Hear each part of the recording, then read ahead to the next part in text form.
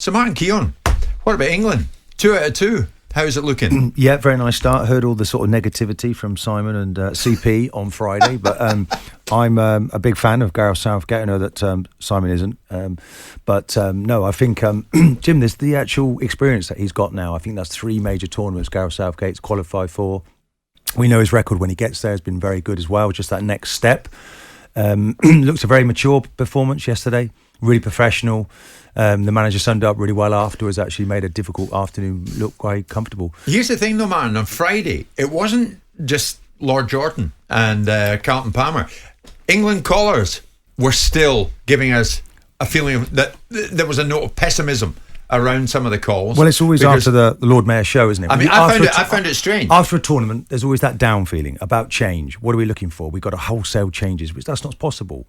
And we've got a squad, really. You look at the age, I think 32 years of age is the oldest players, Walker, Henderson maybe. So they're going to take the journey to the next tournament. They're not too old, Jim. So there's not going to be major changes. Gareth will be wanting to bring some youngsters through in certain positions, maybe central defence.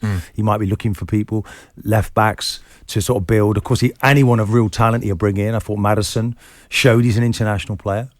Definitely at that level, Jim. Love the way he's sort of just coming in off the left to form that extra player. Gives us something to really think about. So it's really positive, but there aren't suddenly going to be all these players emerge overnight. It's about building with a team that he believes in. And I think there's enough good signs in the team to see that we are, in other words, are we 5th ranked in the world now? In a better position than ever to win a tournament. The platform's there. The platform is there, but no excuses if you don't win the thing. I think they're all there, ready now. They know that. No excuses though.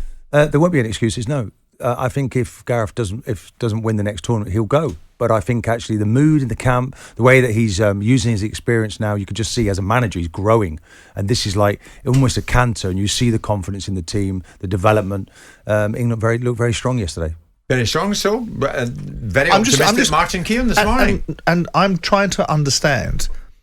Perhaps Martin can point me in the direction of who was negative about England. Well, I think you're talking about when you beat a team of any, whenever it comes to a team that we should be, or it might be difficult for us, we lose. Yeah, that's historic. We're talking about, but that's actually wrong. You were talking about negativity, specifically for me, as far as I'm relevant in this conversation. What was I negative about in terms of England putting on a tremendous performance to beat Italy? Point me to it, because I don't think you can. But tell me. No, but the point was that. There were many out there who thought England might slip up against Italy. But Martin was being specific about the negativity that comes from me, because what we had for a long time now, though, you've been talking about whenever we come up against a nation that might be tricky for us, we lose because we don't get the results. Because it's true on the boat, and certainly in tournament football, it's true. What I was confronted with on Friday was a demented Scotsman over there telling us that ultimately, after winning this game, we should now be nailed on to win the tournament. Well, he wants to put that pressure on. I didn't say that. Is it now reinforcing? What you said in the past. Is it reinforcing the belief? Each other. What you said in the past was England stutter a bit, somewhat, when they come up against someone they're not expected to beat. Not stutter. And fail. Southgate when he comes up against someone who is supposedly an elite manager. Fails. So on Thursday night, you went to Naples.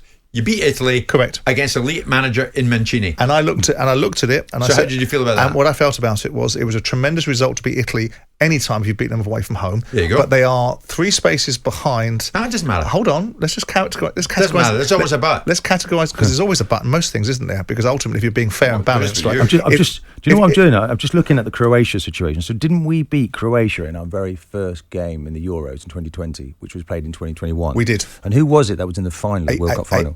Croatia in 2018. Yeah. Yes. The Croatian team. So we didn't beat somebody in front of us then. We really shouldn't have beat the Croatian team that we beat in the qualifying part of the group stages of the tournament. You made it to the latter stages, but still made it to the latter stages of the World Cup just gone. That you're saying was past their best? If you allow me to finish my point. That's what you're about to say. If you allow me to finish my point, did not resemble the Croatian side that beat us in the semi-final of the World Cup in the same way that this Italian side currently, that just got beat 3-0 by Austria about 6 months ago, that are 25 spaces below Italy in the league, do not resemble the Italian side that beat us in the Championship, European Championship. Croatia, didn't they come third in the World Cup just gone? And you can only beat what's in front of you. Right, so let me get this right. So if an Italian side that's absolutely crap... This is your opinion, right? to fit your argument, because Croatia it's a reasonable argument, and nowhere near what they were.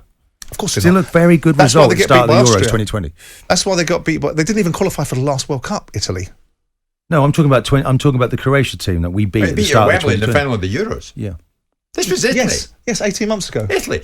Decent Are they the same opponents. sides? Decent opponents with an elite manager. And that's They're fine. in the top 10 world ranked clubs. Right. Or nations. They're below England in the rankings. They got beat by Austria, who were 34 in the rankings. They didn't qualify for the last World Cup. By their own admission, they're miles off. Right. So here we are now saying, let's compare it fairly. Was it a good result? Tremendous result. Did the players play well in the first half? Was it a tremendous result? Beating Italy away from home. Of course That's it is. more than he said on Friday. No, it isn't. I said precisely that.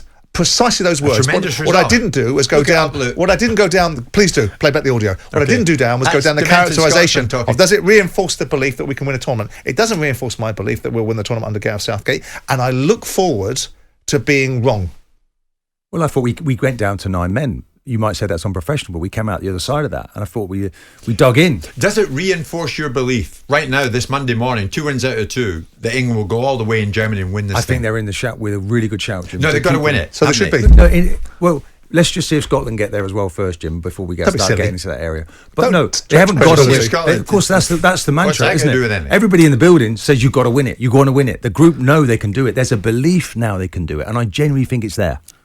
Because you characterise Let's see if they can do it. Because you bring it into the conversation most of the time. And Scotland and their mediocre achievements. What we're talking about is you characterise the question on Friday. Would it be like winning for myself and Carlton Palmer? If you qualify, will it be like winning England should now?